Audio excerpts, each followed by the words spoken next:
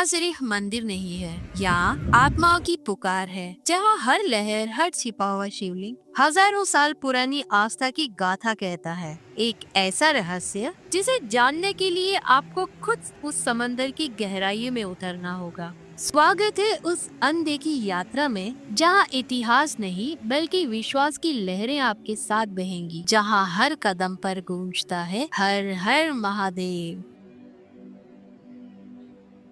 गुजरात के सबसे प्राचीन सूर्य मंदिरों में से एक है, जहां सूरज खुद अपने स्वरूप की पूजा करवाते हैं। ये है सूर्य मंदिर सोमनाथ। कहा जाता है महाभारत के अज्ञातवास में पांडव यही रुके थे और सूर्य देव से आशीर्वाद मांगा था। आज भी इस मंदिर में सूर्य देव और छाया देवी विराजमान है और चारों ओर देवी देवताओं की अनगिनत मूर्तियां हैं। विष्णु, लक्ष्मी, ब्रह्मा, सरस्वती, शेर, हाथी और अन्य दिव्य आकृतियां। मंदिर के पास ही है सूर्य कुंड और कुछ ही कदम पर माता हिंगलाज की गुफा और 5 पांडवों की गुफा। ये सिर्फ एक मंदिर नहीं, ये उस काल की कहानी है जब देवताओं ने धरती पर कदम रखा था।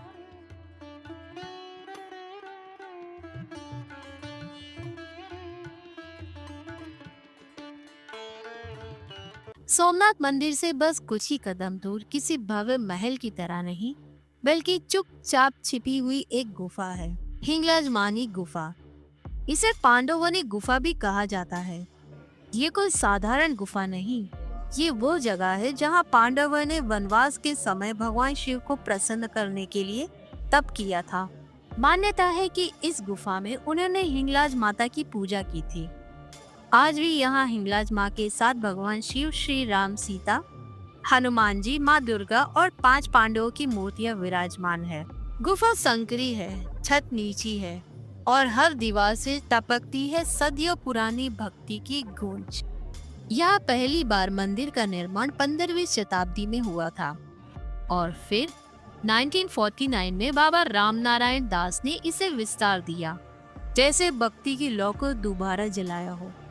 यहाँ कोई बड़ा द्वार नहीं, कोई ऊंचा शिखर नहीं, लेकिन जो इस गुफा में एक बार उतरता है वो आत्मा की गहराइयों से जुड़ जाता है। ये जगह मंदिर नहीं, एक तपोभूमि है, एक एहसास है जो शब्दों में नहीं सिर्फ महसूस किया जा सकता है। शिव तो पहले से थे, कृष्ण भी यही विराजमान थे, अब श्री राम भी आ गए हैं। सोमनाथ अब सिर्फ एक तीर्थ नहीं, ये भारत की आस्था का त्रिय बन चुका है। त्रिवेणी संगम के पास जहाँ 3 नदियां मिलती है, अब वहाँ प्रभु श्री राम का भव्य मंदिर खड़ा है, सोमनाथ श्री राम मंदिर, जिसे विजयदशमी के पावन दिन गुजरात के श्री सोमनाथ ट्रस्ट द्वारा भक्तों को समर्पित किया गया। इस मंदिर की पहली झलक ही अद्भुत है। मुख्य द्वार को श्री राम के धनुष की आकृति में सजाया गया है। जैसे ही आप प्रवेश करते हैं, आपका मन स्वयं कह उठता है, राम आए हैं युगों बाद इसी भूमि पर। अब सोमनाथ में केवल शिव नहीं, अब त्रेता, द्वापर और कलयुग तीनों एक साथ विराजते हैं। ये मंदिर नहीं, ये युगों की भक्ति का संगम है।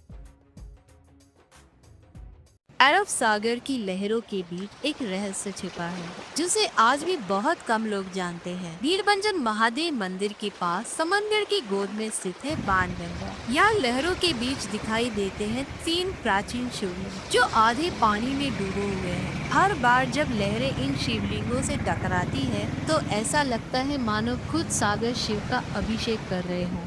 ना घंटी बजती है, ना कोई पुजारी दिखता है, फिर भी ये स्थान शिव के जीवित स्वरूप जैसा लगता है। अगर आप भी उस एहसास को छूना चाहते हैं जहाँ लहरें भी हर हर महादेव कहती है, तो एक बार बाणगंगा जरूर आइए। यहाँ मंदिर नहीं, एक अनुभव है।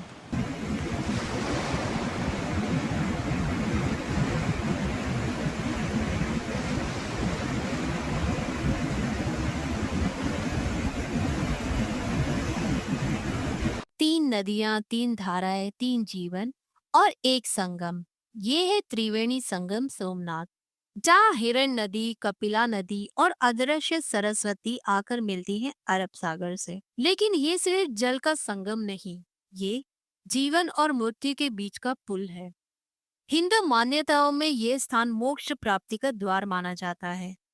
कहा जाता है कि जो यहाँ स्नान करता है वो जन्म मरण के चक्र से मुक्त हो जाता है।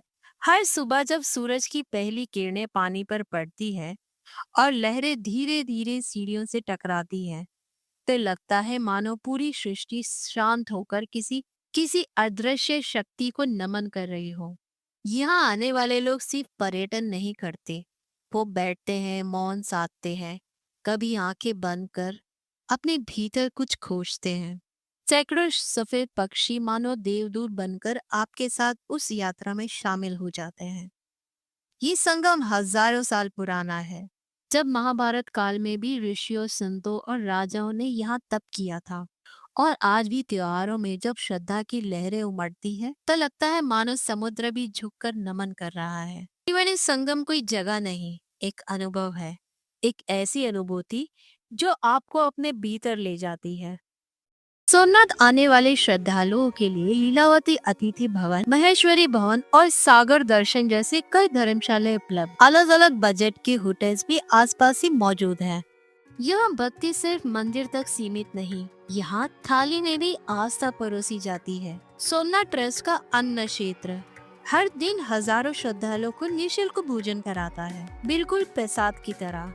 दोपहर 11 बजे से लेकर 2 बजे तक हर कोई, चाहे श्रद्धालु हो या जरूरतमंद, एक ही प्रेम, एक ही सम्मान से भोजन पाता है। लेकिन ये सिर्फ भोजन नहीं होता, ये भगवान का प्रसाद होता है। शाम के समय भोजन नहीं मिलता, तो अगर आप आना चाहें तो समय का कृपया ध्यान रखिए। मंदिर के आसपास ही काफी फूड स्टॉल्स हैं, अगर आप चाहें तो यहाँ का भी आनंद उठा सकते हैं।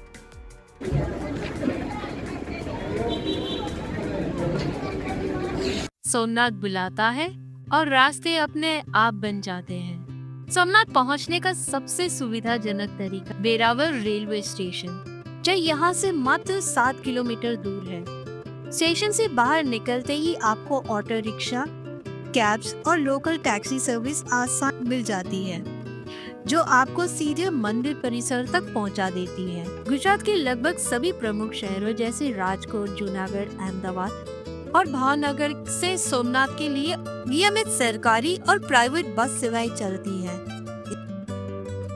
सोमनाथ की यात्रा एक अनुभव है, जो शुरू तो रास्तों से होती है पर ठहरती है आत्मा में। अगर आप भी इस पवित्र स्थान की यात्रा करने वाले हैं तो इस वीडियो को शेयर करें और कमेंट में बताएं कि आप किस स्थान को सबसे पहले देखना चाहोगे। और हाँ, वीडियो डिस्क्रिप्शन में सभी होटल्स और धर्मशालाओं की पूरी जानकारी मौजूद है, एक नजर जरूर डालें। और अगर वीडियो पसंद आया हो तो एक लाइक जरूर करें। ऐसे में यात्राओं के लिए मेरे चैनल घर यात्री को सब्सक्राइब करना ना भूलें। घर यात्री, जहां हर यात्रा एक कहानी बनती है। मिलते हैं अगली कहानी में, तब तक अपना ख्याल रखिए, खुश रहिए। हर हर महादेव।